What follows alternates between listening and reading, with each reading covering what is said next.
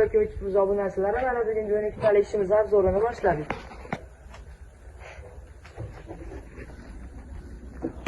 Xo'p, endi buni ma'lumotiga kelsak, 100% visvaydan ishlangan, sigaralari 9 cm, materiallari attachento materialdan o'ziga ishlangan.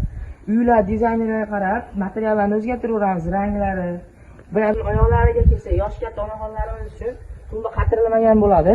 Bitta o'ntasi son taxta bo'lib qoladi. Endi buni narxiga kelsak, 3.400.000 so'm. Agar bu komplektimiz bu stolimiz materiallari visvaydan tayyorlangan, ranglari shampansivet.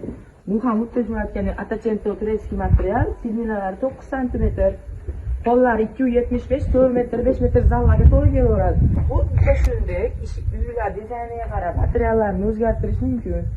Bu materiallar visvaydan tayyorlangan. Rangi esa korishniy. Sidinalar 9 cm. Buni ham orqalarga pardalarni joylashtirganmiz. Men bu shunga hozir 275, 4 metrli, 5 metrli zallarga mo'ljallangan. Tumbalari boyagi ishlarga qarab paxta qilib ishlatsalar ham bo'laveradi. Endi bu ishimizga kelsak, bu ishimiz kapalariga son ishlangan, 100% yong'oqdan bo'lgan. Ikkinchi ishimiz kobra pason ishlangan, bu ham 100% yong'oqdan ishlangan.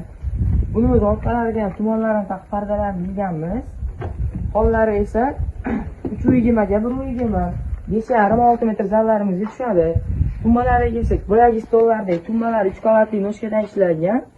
Boyagi stolda xon taxta qilib ishlatsanglar bo'ladi. Kapalak stolimizga kelsak, o'rtasida gullar tushgan plankalik. Bunimiz narxlariga kelsak, bunimiz 6,5 million so'm bo'ladi. Bunimiz 6.200.000 so'm bo'ladi. Ikkovi 100% yong'oqdan ishlangan.